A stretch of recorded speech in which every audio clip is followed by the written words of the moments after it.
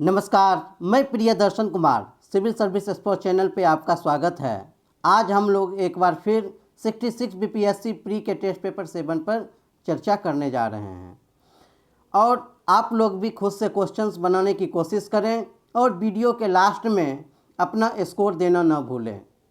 और आप YouTube के डिस्क्रिप्शन में मेरा टेलीग्राम का लिंक है, आप इस लिंक के ज़रिए भी आप हमसे जुड़ सकते हैं और वहाँ भी सारा जो वीडियो एंड PDF जो है सारा उपलब्ध है। वहाँ से आप PDF फॉर्म में भी आप क्वेश्चंस अटेम्प्ट कर सकते हैं।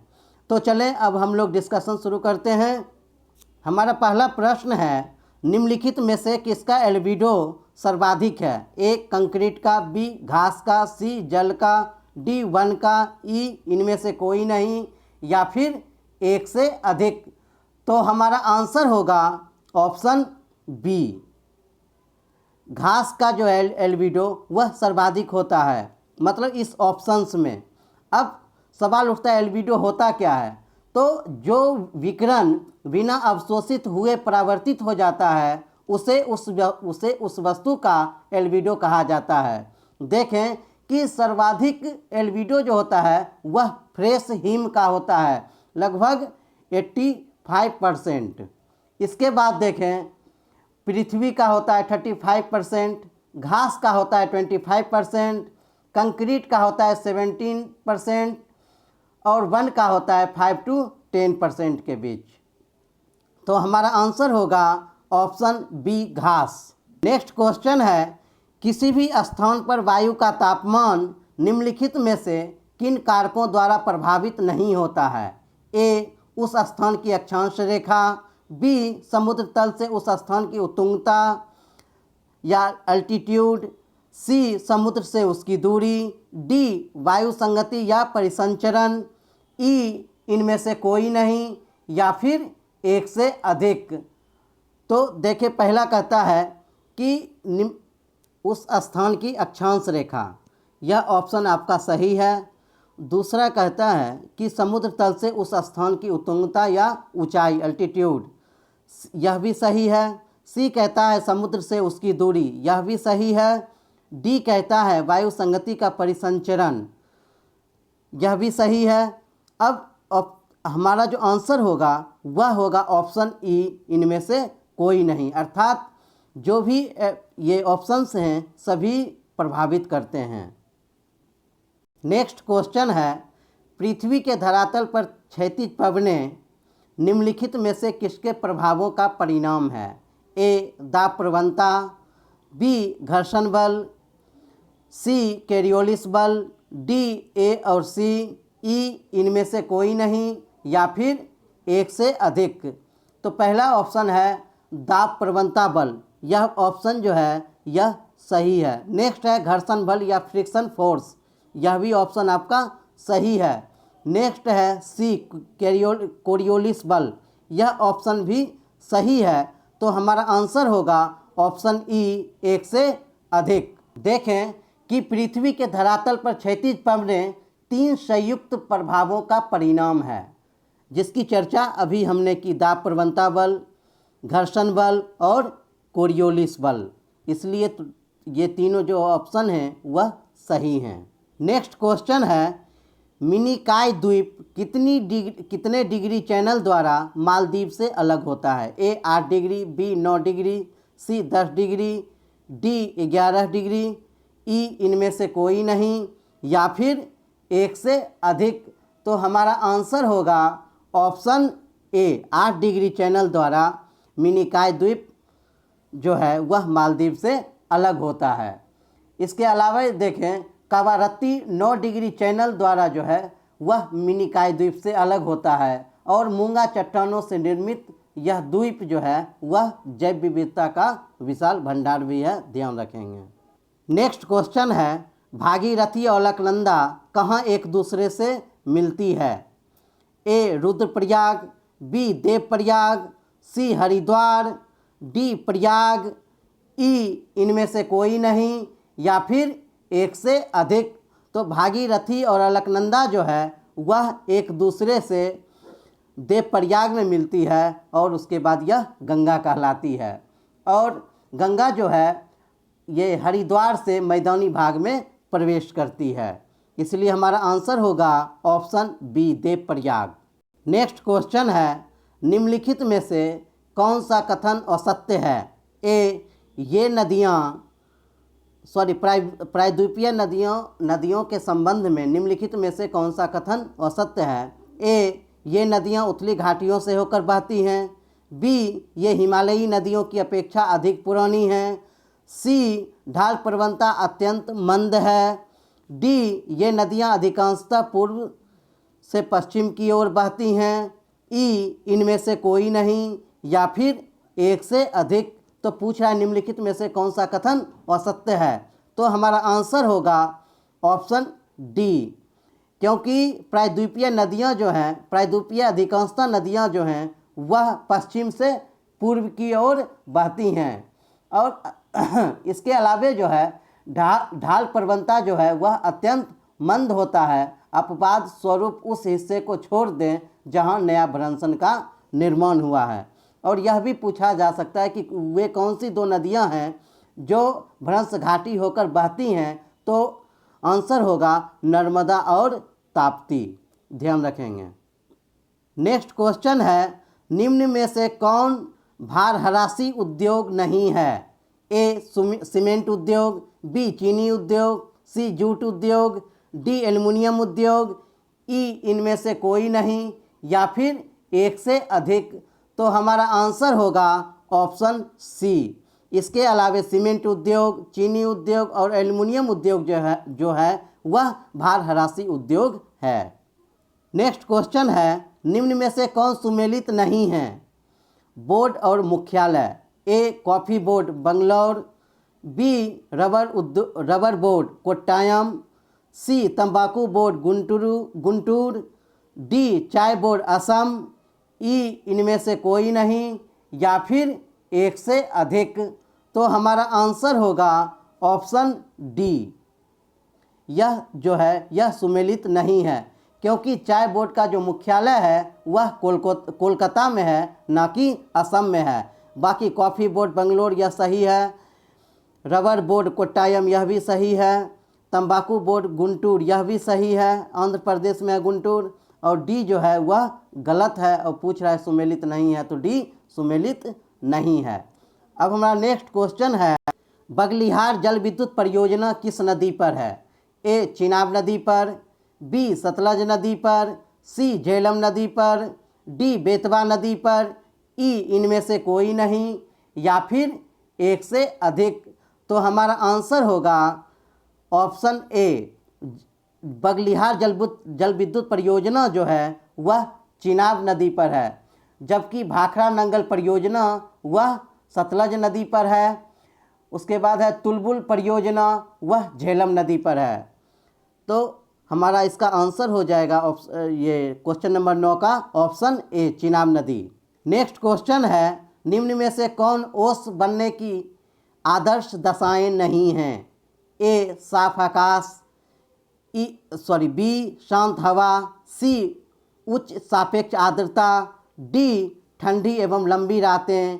ई, इनमें से कोई नहीं, या फिर एक से अधिक।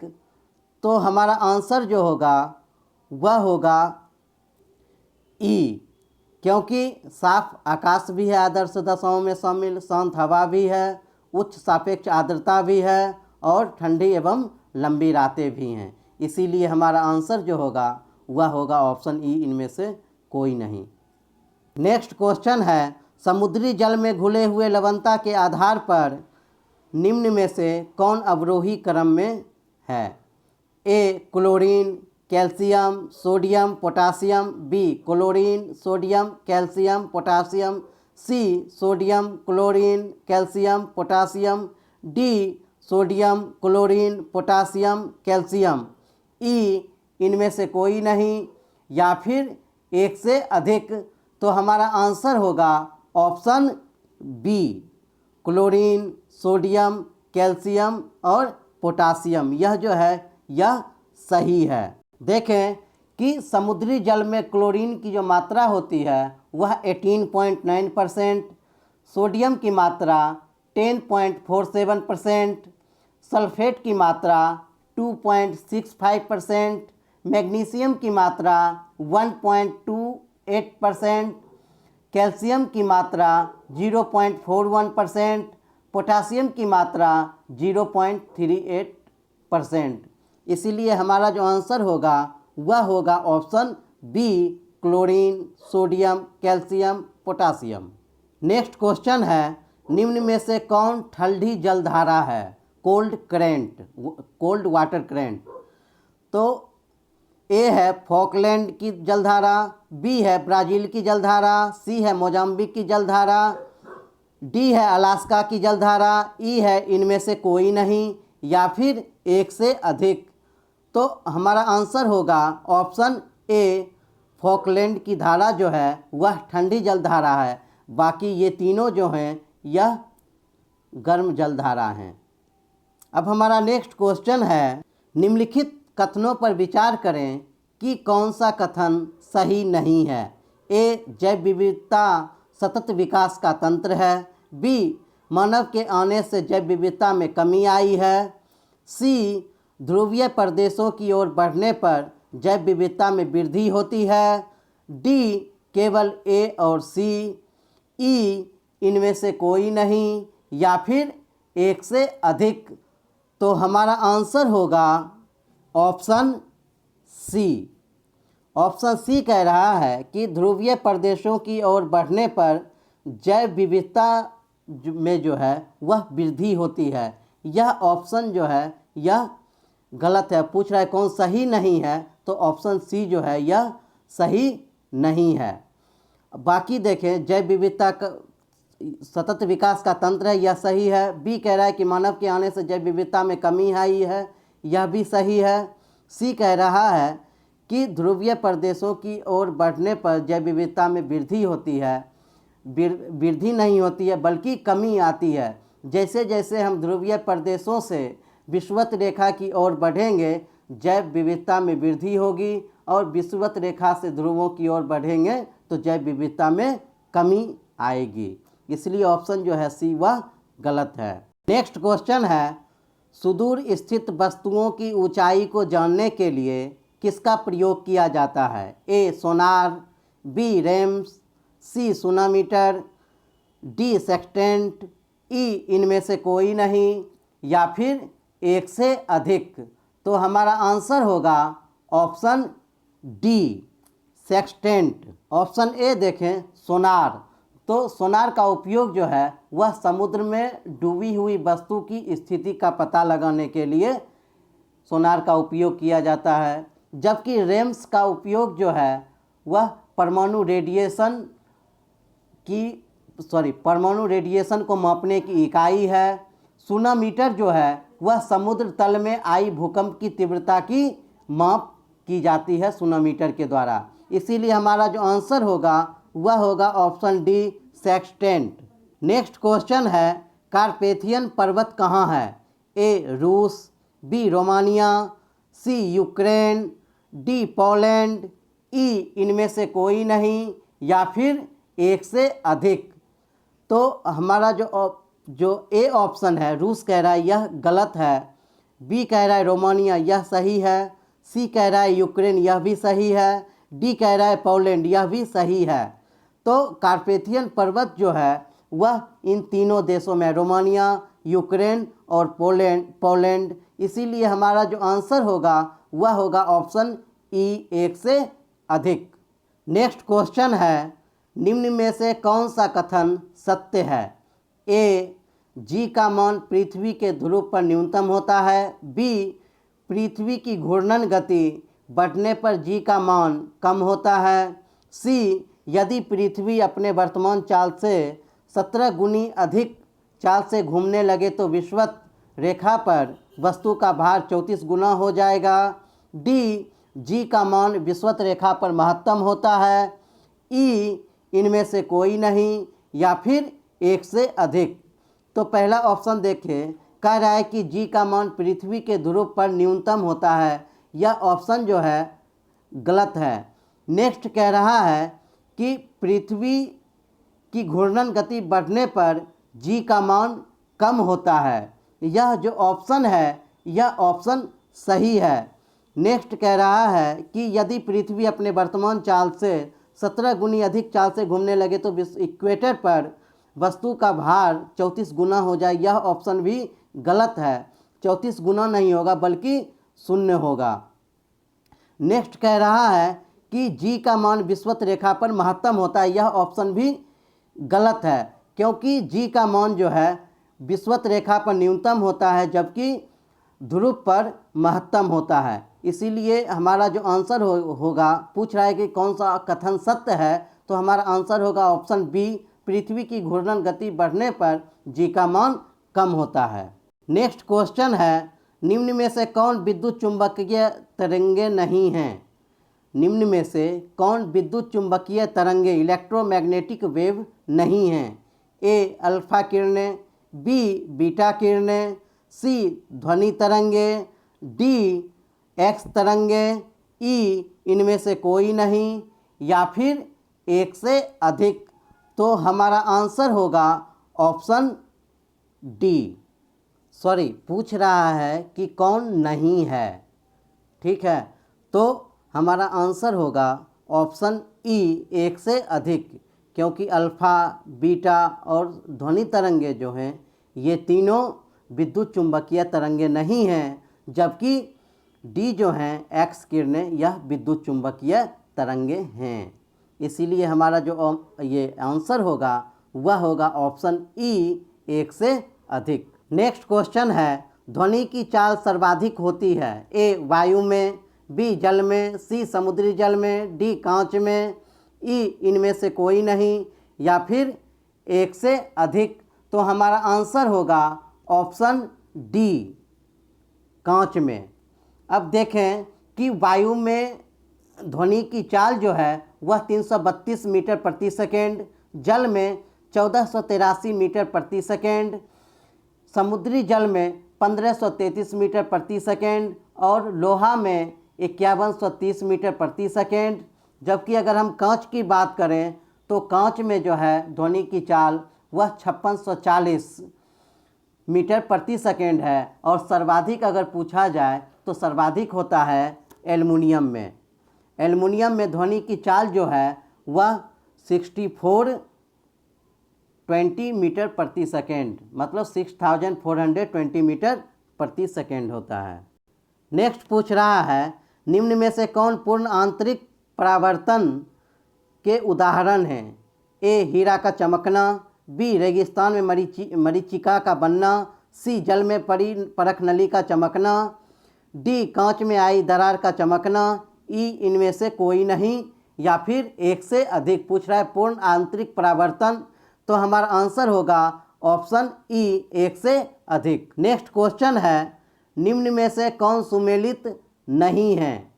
ए प्रोड्यूसर गैस धातु के निष्कर्षण में, बी सल्फर बारूद बनाने में, सी फेरस ऑक्साइड कीटनाशक में, डी वाटर गैस वेल्डिंग के कार्य में, ई इनमें से कोई नहीं, या फिर एक से अधिक। तो हमारा आंसर होगा ऑप्शन सी, फेरस ऑक्साइड।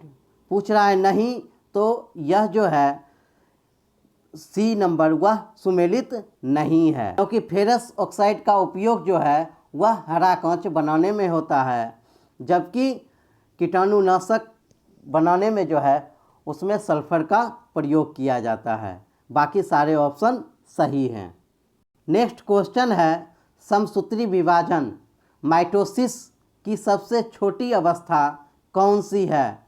ए इंटरफेज, बी प्रोफेज, सी एनाफेज, डी मेटाफेज, ई इनमें से कोई नहीं, या फिर एक से अधिक। तो हमारा आंसर होगा ऑप्शन सी, एनाफेज। माइटोसिस की सबसे छोटी अवस्था जो है वह एनाफेज की होती है। यह जो है 2 से 3 मिनट का होता है। नेक्स्ट क्वेश्चन है, निम्नलिखित में से कौन आनुवांशिक बीमारी जेनेटिक डिजीज नहीं है? ए मायोपिया, सॉरी ये गलत हो गया, मायोपिया होगा, बी हीमोफीलिया, सी रंग वर्णांधता कलर ब्लाइंडनेस, डी गंजापन बाल्डनेस, ई इनमें से कोई नहीं, या फिर एक से अधिक। तो हमारा आंसर होगा ऑप्शन ई, अर्थात सभी के सभी जो हैं जेनेटिक बीमारी हैं, चाहे मायोपिया हो, हीमोफीलिया हो, कलर ब्लाइंडनेस हो या फिर बेल्डनेस हो। तो हमारा ऑप्शन होगा ई, इनमें से कोई नहीं। नेक्स्ट क्वेश्चन है, निम्नलिखित में से किस पौधे का तना स्टेम खाया नहीं जाता है? ए आलू का, बी सलजम का, सी प्याज का, डी हल्दी का, ई इनमें से कोई नहीं, या फिर एक से अधिक। तो हमारा आंसर होगा ऑप्शन बी टर्निप, क्योंकि टर्निप का जो है रूट खाया जाता है, ना कि स्टेम। नेक्स्ट क्वेश्चन है, भोजन के पाचन की संपूर्ण प्रक्रिया जो है वह कितनी अवस्थाओं से होकर गुजरता है?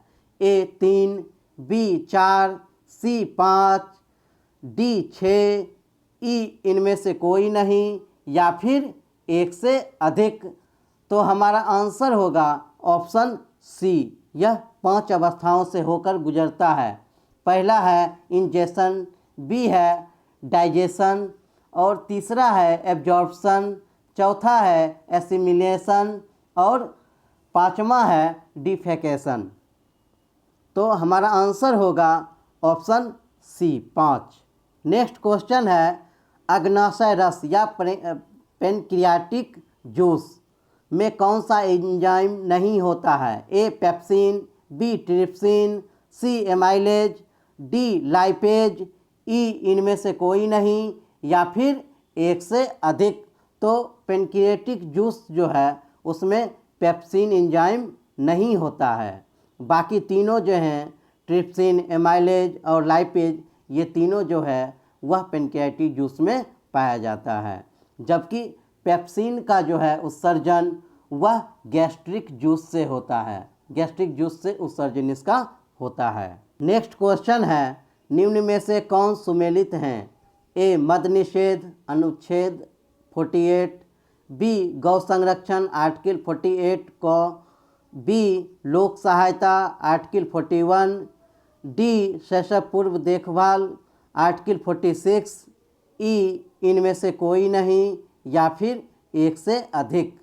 तो हमारा आंसर होगा ऑप्शन सी लोक सहायता 41, क्योंकि देखें कि आर्टिकल 41 में जो है कि काम, शिक्षा, लोक सहायता पाने का अधिकार, यह आपका जो है वह 41 में है, जबकि ए ऑप्शन कह रहा है कि मद निषेध यह 48 में नहीं है बल्कि 47 में है, जबकि बी कह रहा है कि गौ संरक्षण आर्टिकल 48 को, यह ऑप्शन भी जो है यह गलत है, क्योंकि गौ संरक्षण जो है वह आर्टिकल 48 में है, ना कि 48 को में है, जबकि 48 में जो है 48 को में जो है उसमें है पर्यावरण संरक्षण।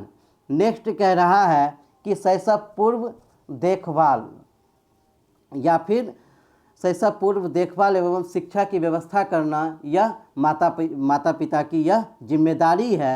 यह आर्टिकल 46 में नहीं है बल्कि यह 45 में है, इसीलिए हमारा जो आंसर होगा वह होगा ऑप्शन सी आर्टिकल 41 लोक सहायता।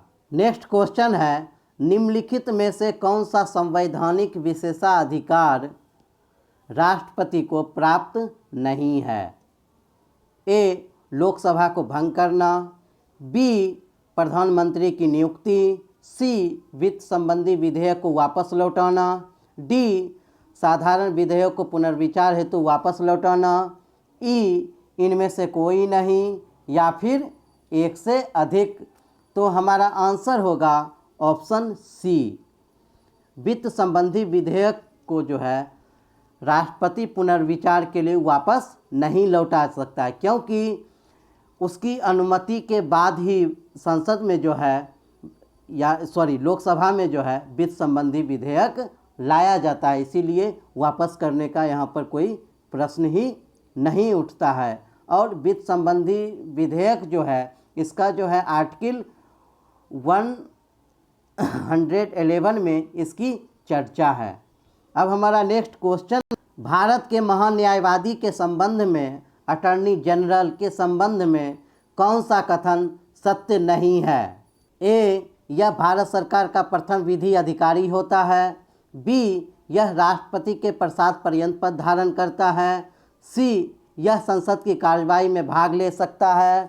डी, यह निर्णायक मत दे सकता है। ई, इनमें से कोई नहीं या फिर एक से अधिक। तो पूछ रहा है कौन सत्य नहीं है?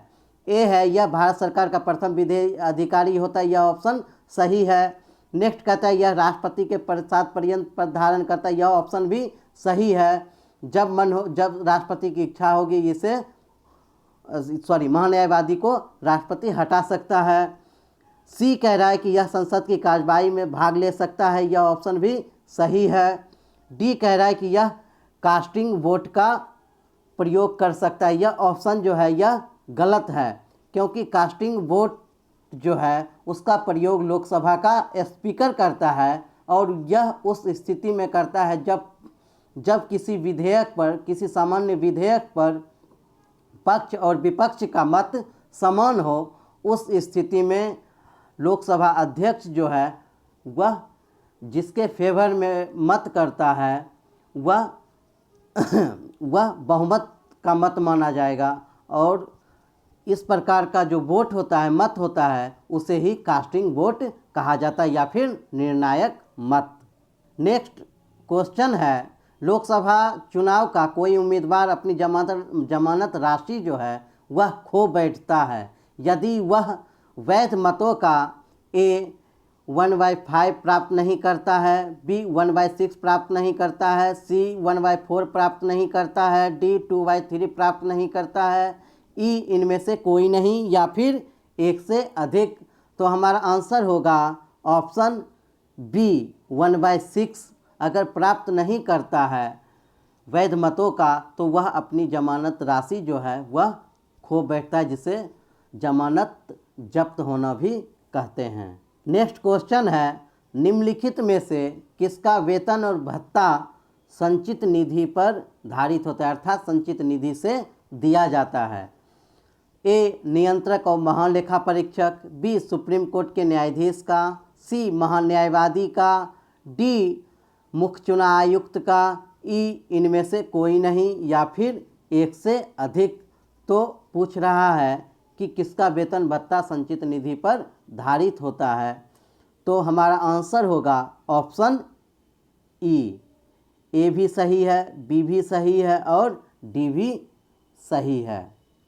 नेक्स्ट है, संसद संविधान के किस अनुच्छेद या आर्टिकल्स के तहत राज्य सूची के किसी विषय पर कानून नहीं बना सकती है? ए, आर्टिकल 253, बी, आर्टिकल 252, सी, आर्टिकल 249, डी, आर्टिकल 357, ई इनमें से कोई नहीं या फिर एक से अधिक। तो हमारा आंसर होगा ऑप्शन ई, एक से अधिक। पहला देखें, ऑप्शन है 253। आर्टिकल 253 के तहत अंतर्राष्ट्रीय समझौतों को प्रभावी बनाने हेतु संसद राज्य सूची के विषय पर कानून बना सकती है। नेक्स्ट है ये ऑप्शन बी, आर्टिकल 252। तो आर्टिकल 252 के तहत यदि दो या दो से अधिक राज्यों की सहमति हो तो उन राज्यों के लिए राज्य सूची के विषय पर संसद कानून बना सकती है। नेक्स्ट ऑप्शन है आर्टिकल 249। तो आर्टिकल 249 के तहत जो है संसद राष्ट्र हित में जब राज्यसभा 2/3 बहुमत से इसे पारित कर दे तो संसद राज्य सूची के विषय पर कानून बना सकती है। इसके अलावा जो है आर्टिकल 357, यदि राज्य में राष्ट्रपति शासन लागू हो तो उस स्थिति में संसद आर्टिकल 357 के तहत राज्य सूची के विषय पर कानून बना सकती है। इसके अलावा आर्टिकल 250 के तहत राष्ट्रीय आपात के समय भी संसद जो है वह राज्य सूची के विषय पर कानून बना सकती है। इसीलिए हमारा जो ये आंसर होगा ऑप्शन ई, एक से अधिक।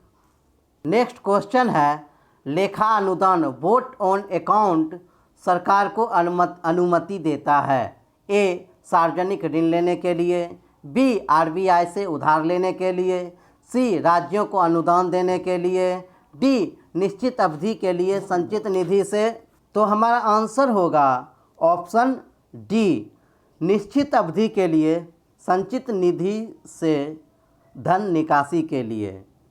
क्योंकि देखें कि बजट पर संसद में चर्चा होने से पूर्व नए वित्त वर्ष के आरंभ होने की स्थिति में वित्तीय संसाधनों पर जो व्यय होता है, उस व्यय की पूर्ति के लिए संचित निधि से धन निकालने हेतु लेखा अनुदान संसद से पारित कराया जाता है और इसका संबंध जो है सरकार के व्यय पक्ष से होता है। ध्यान में रखें, पूछा जा सकता है।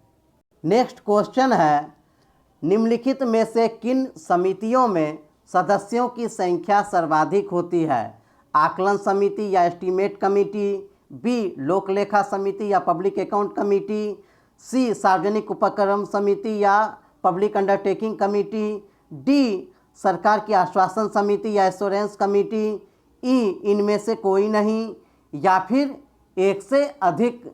तो हमारा आंसर होगा ऑप्शन ए, एस्टीमेट कमेटी। क्योंकि एस्टीमेट कमेटी में जो है सदस्यों की संख्या 30 होती है और ये सारे के सारे सदस्य जो होते हैं, ये सारे के सारे सदस्य लोकसभा से होते हैं। जबकि लोक लेखा समिति और सार्वजनिक उपक्रम समिति में जो है 22 सदस्य होते हैं, 15 लोकसभा से और 7 राज्यसभा से।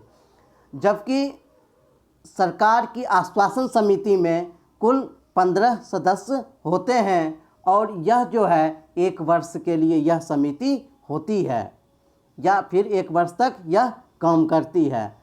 इसलिए हमारा जो ऑप्शन होगा वह होगा ऑप्शन ए, आकलन समिति, एस्टीमेट कमेटी। नेक्स्ट क्वेश्चन है, सूचना का अधिकार कानून कब लागू हुआ? ए, 15 जून 2005 को, बी, 12 अक्टूबर 2005 को, सी, 15 अक्टूबर 2005 को, बी, 12 जून 2006 को, ई, इनमें से कोई नहीं, या फिर एक से अधिक। तो हमारा आंसर होगा ऑप्शन बी, 12 अक्टूबर 2005 को। देखें कि 15 जून 2005 को राष्ट्रपति इस कानून को जो है वह स्वीकृति देते हैं और यह जो है 12-13 अक्टूबर मध्य रात्रि को 2005 में ही यह लागू होता है। नेक्स्ट क्वेश्चन है, संविधान के किस अनुच्छेद में इस बात का प्रावधान है कि मुख्यमंत्री की नियुक्ति राज्यपाल करेगा? Option A, article 168(2), B, article 169(1), C, article 164, D, article 192, E, इनमें से कोई नहीं, या फिर एक से अधिक।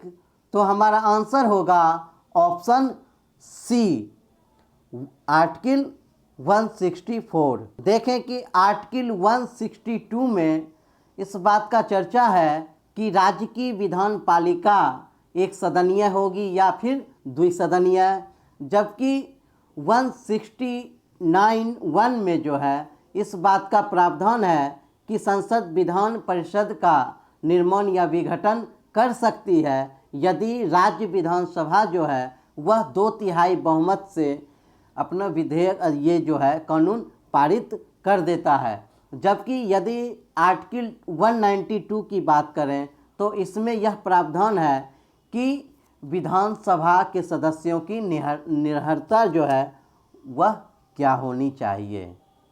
तो हमारा आंसर होगा ऑप्शन सी, 164। नेक्स्ट क्वेश्चन है, और एक बात और सुने कि आप लोग खुद भी बनाने की कोशिश करें ताकि आपको यह समझ में आ जाए कि आपकी तैयारी में कहाँ कमी रह गई है। साथ ही आप वीडियो के लास्ट में अनिवार्य रूप से अपना स्कोर बता दें। नेक्स्ट क्वेश्चन है कि उच्च न्यायालय के न्यायाधीशों के संबंध में कौन सा कथन सत्य है?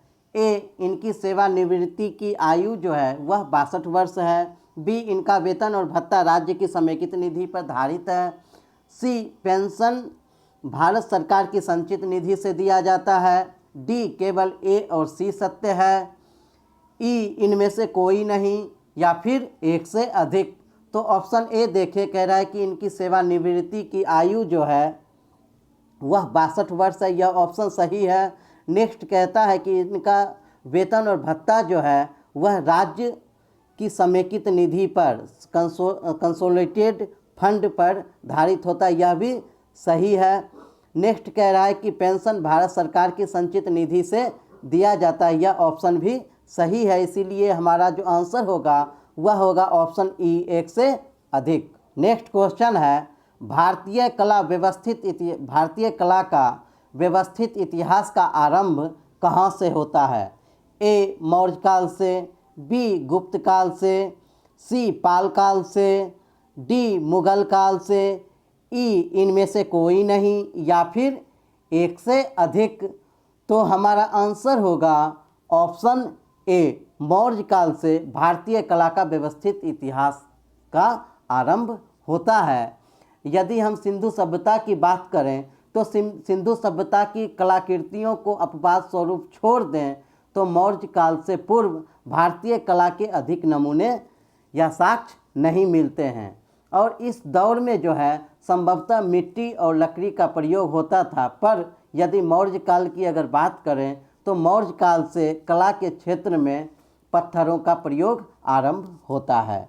इसीलिए हमारा जो आंसर होगा वह होगा ऑप्शन ए, मौर्य काल। नेक्स्ट क्वेश्चन है, पाल कला के संबंध में कौन सा कथन असत्य है? ए, कांस्य मूर्ति कला और प्रस्तर मूर्ति कला दोनों प्रचलित थे। बी, धीमन और वितपाल इस समय के प्रसिद्ध कलाकार थे। सी, अधिकांश कांस्य मूर्तियों का संबंध दिगंबर संप्रदाय से जुड़ता है। डी, पत्थर की मूर्तियां गया से प्राप्त हुए हैं। ई, इनमें से कोई नहीं या फिर एक से अधिक। तो पूछ रहा है कि निम्नलिखित में से कौन असत्य है? तो हमारा आंसर होगा ऑप्शन सी। हमारा ऑप्शन सी जो है यह ऑप्शन क्या है? असत्य है। बाकी ए, बी और डी जो है ये तीनों ऑप्शन क्या हैं? सत्य हैं।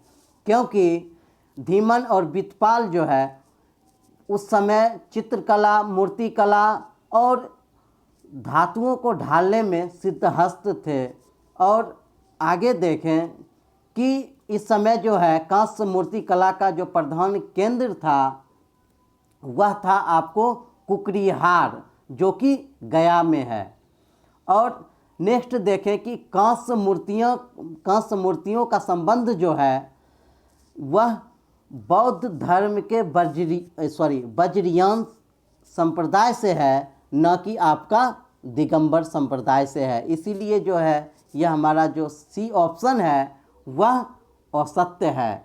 और देखें कि पाल कला के समय काले बेसाल्ट पत्थर की जो है मूर्तियां बनाई जाती थीं और इसके साक्ष्य जो है हमें गया से मिलते हैं, मुंगेर से मिलते हैं। तब हमारा नेक्स्ट क्वेश्चन है, निम्नलिखित में से कौन सुमेलित हैं? ए, पल्लव वंश सिंह विष्णु। बी, चालुक्य वंश वातापी तैलप द्वितीय। सी, पाल वंश देवपाल। डी, चंदेल वंश वासुदेव। ई, इनमें से कोई नहीं या फिर एक से अधिक। तो निम्नलिखित में से कौन सुमेलित हैं?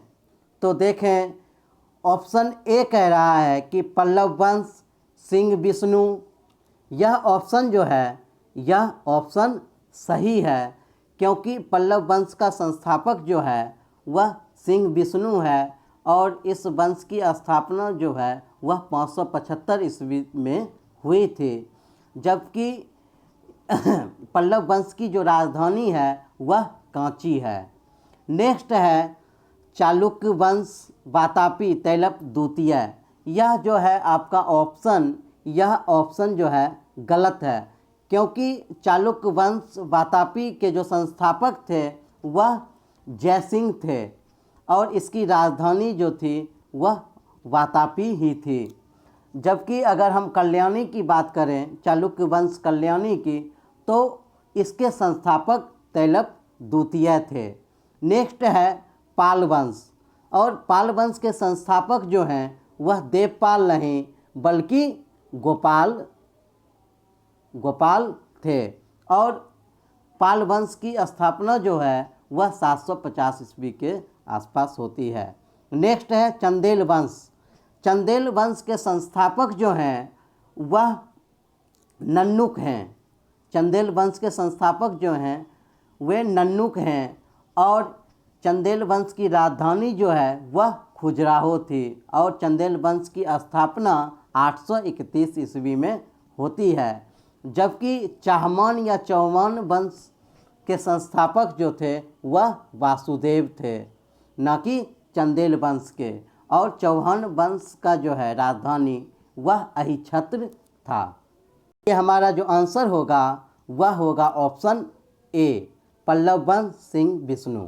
नेक्स्ट क्वेश्चन है, कुनिक किसका उपनाम था? ए बिंबिसार का, बी बिंदुसार का, सी अशोक का, डी अजातशत्रु का, ई इनमें से कोई नहीं, या फिर एक से अधिक। तो हमारा आंसर होगा ऑप्शन डी, अजातशत्रु को कुनिक कहा जाता था। नेक्स्ट क्वेश्चन है, निम्नलिखित में से किसका निर्माण कृष्णदेव राय ने करवाया था? ए नागलपुर नगर, बी हजारा मंदिर, सी विट्ठल स्वामी मंदिर, डी केवल बी और सी, ई इनमें से कोई नहीं, या फिर एक से अधिक। तो ऑप्शन ए कह रहा है नागलपुर नगर, यह ऑप्शन सही है। बी कह रहा है हजारा मंदिर, यह भी सही है। सी कह रहा है विट्ठल स्वामी मंदिर, यह भी सही है। तो पूछ रहा है कि किनका निर्माण करवाया था, तो इन तीनों का निर्माण जो है वह कृष्णदेव राय ने ही करवाया था। इसीलिए हमारा जो आंसर होगा वह होगा ऑप्शन ई, एक से अधिक। नेक्स्ट क्वेश्चन है, विजयनगर साम्राज्य की प्रशासनिक इकाई का कौन सा क्रम सही है? ए मंडल, कोट्टम, नाडु, ऊर, बी मंडल, नाडु, कोट्टम, ऊर, सी मंडल, नाडु, ऊर, कोट्टम, डी मंडल, कोट्टम, ऊर, नाडु, ई इनमें से कोई नहीं, या फिर एक से अधिक। तो हमारा आंसर होगा ऑप्शन ए, मंडल, कोट्टम, नाडु, ऊर। अब इसका अर्थ समझ लें। मंडल को उस समय प्रांत कहा जाता था, जबकि कोट्टम या वलनाडु को जिला कहा जाता था। नाडु मेला ग्राम या फिर नाडु जो है वह 50 ग्रामों का समूह होता था, और उर जो है उर को ग्राम कहा जाता था। इसीलिए हमारा जो आंसर होगा ऑप्शन ए होगा।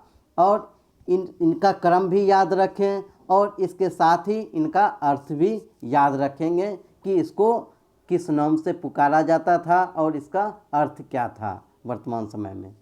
नेक्स्ट क्वेश्चन है, सामूगढ़ का युद्ध कब हुआ था?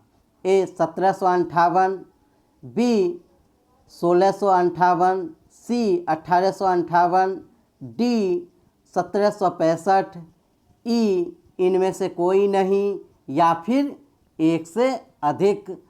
तो हमारा आंसर होगा ऑप्शन बी, सामूगढ़ का युद्ध जो हुआ था वह 1658 में 29 मई 1658 में सामूगढ़ का युद्ध हुआ था दारा शिकोह और औरंगजेब के बीच। और ये भी जान लें कि उत्तराधिकार का जो अंतिम युद्ध हुआ था वह देवराई की घाटी में हुआ था 1659 ईस्वी को, जबकि और इस युद्ध में दारा पराजित हुआ और इस्लाम की अवहेलना के आरोप में दारा शिकोह को फांसी पर चढ़ा दिया गया।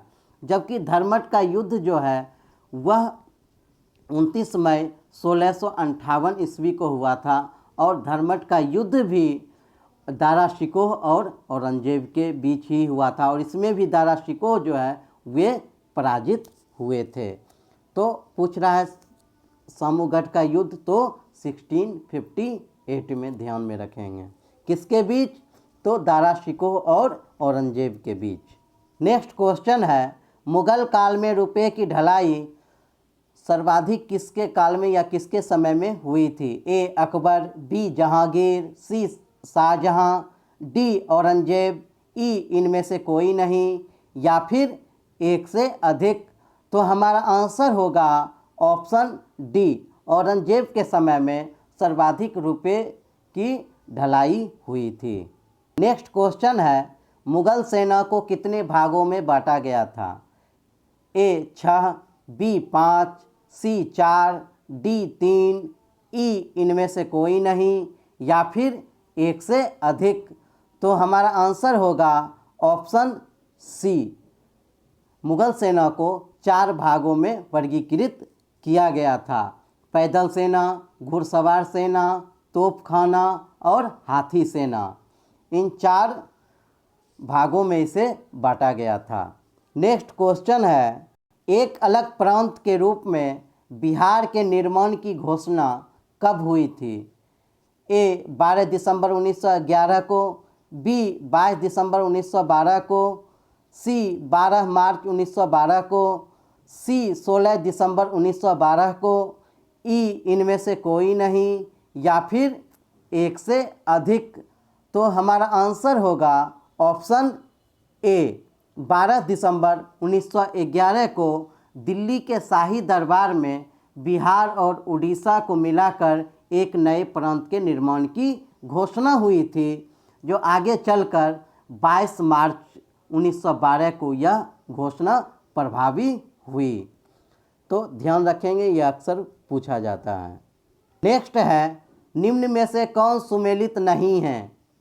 ए Hindu G Subramaniam, B Sudharak Gopal Krishna Gokhale, C Bengali CR Das, D the Pioneer Motilal Nehru, E इनमें से कोई नहीं, या फिर एक से अधिक। तो पूछ रहा है कि कौन सुमेलित नहीं है। ए देखें कि द हिंदू जो है वह जी सुब्रमण्यम के द्वारा प्रकाशित किया गया था, यह ऑप्शन जो है यह सही है। सुधारक जो है वह गोपाल कृष्ण गोखले के द्वारा स्थापित किया, यह भी सही है। सी कह रहा है कि बंगाली जो है यह CR दास के द्वारा जारी किया गया था, यह ऑप्शन आपका गलत है, क्योंकि CR दास नहीं होगा बल्कि सुरेंद्रनाथ बनर्जी के द्वारा यह बंगाल समाचार पत्र निकाला गया था। डी कह रहा है कि द पायनियर मोतीलाल नेहरू, यह ऑप्शन भी गलत है, क्योंकि द पायनियर के जो संस्थापक थे वह वे थे जॉर्ज एलेन। इसलिए हमारा जो आंसर होगा वह होगा ऑप्शन ई, एक से अधिक गलत है, सी और डी दोनों। नेक्स्ट क्वेश्चन है, निम्न में से कौन सा क्रम सही है? ए मेरठ षड्यंत्र, पेशावर षड्यंत्र, कानपुर षड्यंत्र, बी पेशावर षड्यंत्र, मेरठ षड्यंत्र, कानपुर षड्यंत्र, सी कानपुर षड्यंत्र, मेरठ षड्यंत्र, पेशावर षड्यंत्र, डी पेशावर षड्यंत्र, कानपुर षड्यंत्र, मेरठ षड्यंत्र, ई इनमें से कोई नहीं, या फिर एक से अधिक। तो हमारा आंसर होगा ऑप्शन डी, पेशावर षड्यंत्र, कानपुर षड्यंत्र और मेरठ षड्यंत्र। अब देखें, पेशावर षड्यंत्र जो है वह 1922-23 में हुआ था, जबकि कानपुर षड्यंत्र जो है 1924 में, और मेरठ षड्यंत्र जो है वह 1929 में हुआ था। और मेरठ षड्यंत्र केस में ये फिली स्प्रॉट, BF ब्राडले और लेस्टर हैचिंसन पर केस चला था। और ये सारे जो हैं मेरठ, पेशावर और ये क्या नाम है कानपुर, ये तीनों के तीनों जो हैं यह कम्युनिस्ट से जुड़े हुए थे, ये तीनों षड्यंत्र। नेक्स्ट क्वेश्चन है, कामागाटा मारू की घटना कब हुई? ए 1914, बी 1915, सी 1916, डी 1917, ई इनमें से कोई नहीं, या फिर एक से अधिक। तो हमारा आंसर होगा ऑप्शन ए। 1914 में कामागाटा मारू की घटना हुई थी। अब कामागाटा मारू जो है वो है क्या? तो कामागाटा मारू जो है वह एक जापानी जहाज़ था जिसे सिंगापुर के गुरदीप सिंह ने किराए पर लिया था, और यह जो है जहाज़ 376 भारतीयों को लेकर वैंकूवर, जो कि कनाडा में है, लेकर जा रहा था। लेकिन कनाडा की सीमा में जाते ही इसे वापस लौटा दिया गया था, और इसे जो है शोर समिति के जो समय नेता थे, सोहनलाल पाठक, बलवंत सिंह और हुसैन हकीम, इन तीनों ने मिलकर बहुत कोशिश की कि कामागाटा मारू जहाज़ को जो है वह कनाडा के सीमा में आने दिया जाए, लेकिन इसे वापस लौटा दिया गया था, जिसके परिणाम स्वरूप ये विद्रोह हो गया था। और इसमें देखें लगभग 18 यात्रियों की इसमें मृत्यु हो जाती है और 202 लोगों को गिरफ्तार किया जाता है। यही कारण है कि कामागाटा मारू जो है घटना वह बहुत ही ये प्रसिद्ध है। नेक्स्ट क्वेश्चन है, सविनय अवज्ञा आंदोलन असहयोग आंदोलन से अलग था क्योंकि ए. इसका उद्देश्य पूर्ण स्वराज था, बी. इसमें हिंदू मुस्लिम एकता उतनी मजबूत नहीं थी, सी. इसमें सरकारी कानूनों की अवज्ञा पर विशेष जोर था, डी. इसमें महिलाओं और किसानों की भागीदारी जो है वह अधिक थी, ई. इनमें से कोई नहीं, या फिर एक से अधिक। तो पहला ऑप्शन है, इसका उद्देश्य पूर्ण स्वराज था, बिल्कुल सही, क्योंकि और यह पूर्ण स्वराज्य की जो घोषणा हुई थी वह 1929 के लाहौर अधिवेशन में हुई थी। बी कह रहा है कि इसमें हिंदू मुस्लिम एकता उतनी मजबूत नहीं थी, यह भी सही है। असहयोग आंदोलन में हिंदू मुस्लिम एकता जो है बहुत ही मजबूत थी और बड़े पैमाने पर मुस्लिमों ने भाग लिया था। ऑप्शन सी कह रहा है कि इसमें सरकारी कानूनों की अवज्ञा पर विशेष जोर दिया गया था, बिल्कुल सही है। जबकि असहयोग आंदोलन की बात करें तो ये सरकारी कानूनों की अवज्ञा के अलावे जो है सभी क्रांतिकारियों ने, आंदोलनकारियों ने अपने अपने तरीके से बहिष्कार जो है वह किया था। डी कह रहा है कि महिलाओं और किसानों की भागीदारी इसमें अधिक थी, यह ऑप्शन भी जो है आपका सही है, इसीलिए हमारा आंसर होगा ऑप्शन ई, एक से अधिक। नेक्स्ट क्वेश्चन है, भारत के अलावे विश्व की प्रथम योग विश्वविद्यालय की स्थापना कहाँ की गई है? A. Germany, B. France, C. America, D. Austria, E. इनमें से कोई नहीं, या फिर एक से अधिक। तो हमारा आंसर होगा ऑप्शन सी, अमेरिका में। नेक्स्ट क्वेश्चन है, भारत में प्रति व्यक्ति कृषि भूमि कितनी है? ए. 0.16 हेक्टेयर, बी. 0.12 हेक्टेयर, सी. 0.26 हेक्टेयर, डी. 0.29 हेक्टेयर, ई. इनमें से कोई नहीं, या फिर एक से अधिक। तो हमारा आंसर होगा ऑप्शन बी। भारत में प्रति व्यक्ति कृषि भूमि जो है वह 0.12 हेक्टेयर है, जबकि विश्व के स्तर पर अगर हम बात करें तो विश्व में प्रति व्यक्ति कृषि भूमि जो है वह 0.29 हेक्टेयर है। तो मित्रों, कुल 52 क्वेश्चंस पर आज हम लोगों ने डिस्कशन किया है। आप लोग भी अनिवार्य रूप से कमेंट बॉक्स में अपना स्कोर ज़रूर बताएं। इसके अलावे आप हमारे चैनल सिविल सर्विस स्पोर्ट को लाइक करें, कमेंट करें, सब्सक्राइब करें एंड बेल प्रेस का आइकन प्रेस करें ताकि नेक्स्ट आने वाली वीडियो की सूचनाएं जो हैं वह आप तक पहुंच सकें। मॉक टेस्ट में शामिल होने के लिए आप लोगों का बहुत बहुत धन्यवाद। नमस्कार।